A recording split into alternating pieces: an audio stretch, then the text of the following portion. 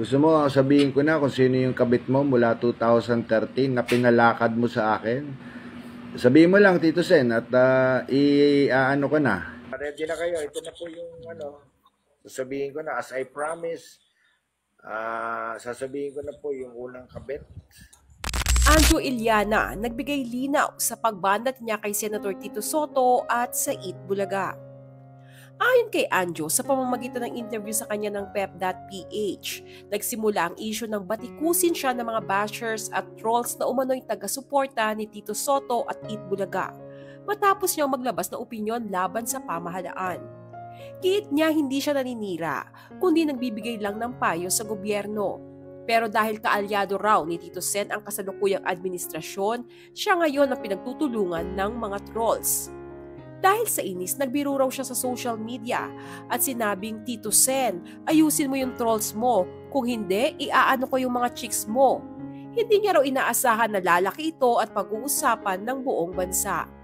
Narito pa ang mga bagong video na inilabas ni Anjo Iliana matapos ng matitinding pahayag niya laban kay Tito Soto at sa Eat Bulaga.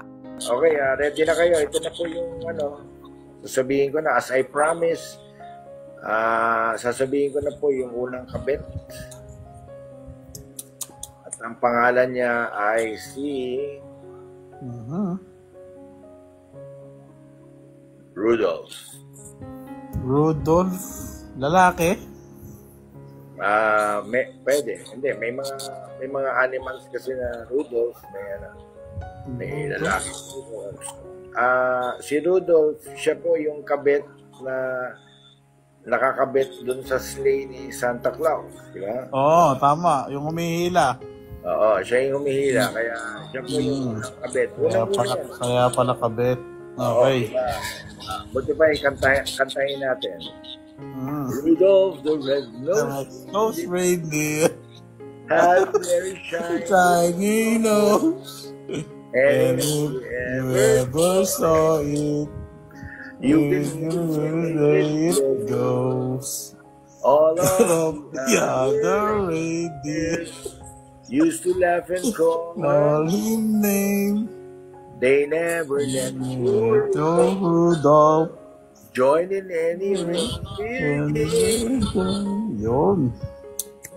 Yan ang unang kabit, si Rudolph. Si Rudolph. So, ngayon, alam niyo na. Ito na po, sasabihin ko na po at ang pangalawang kabit ko ay ang pangalan niya ay Frost. Frosty. Ready? 1, 2, 3, go! Frosty the Snowman. Na, na, na, na, na. Teka, may nagbibigay ng galaxy. Bakit ang kabit parang Pasko sa Pasko yata, Ito si Clicky. Sabi, boss, magsisend ako ng galaxy. Check mo sa labas niyo. Wow! Uy, ano sa labas? Ba't sa labas niya send? Dun daw sa labas. Kayo lang ang nakakaalam niyan Kaya nga Okay, paano? Sabihin ko na yung pangatlo. Yan, oo. Ang pangatlong kabit ko, ang pangalan ko niya ay si... bibigyan ko muna kayong clue para hindi kayo mabigla. Pangatlong kabit, ang pangalan po niya ay yung saan siya galing lugar ay siya po ay Ilocano. Ano po to? Ilocano. Ito, sasabihin ko na. Sige. Ang pangalan ng pangatlong kabit ay si Kabit Singson.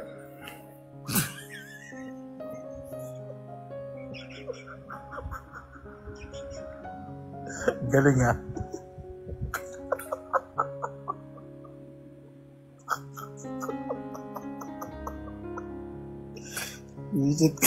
Visit ka talaga. Marami naman tayong dito, supporters. Nakikita ko mga green hearts. Yan, Ganito na lang, kung kayo ay sumusuporta sa akin, sa aking pagiging TTS at pagsuporta kay BP Sara, Lagyan nyo na lang po ng mga green na hearts.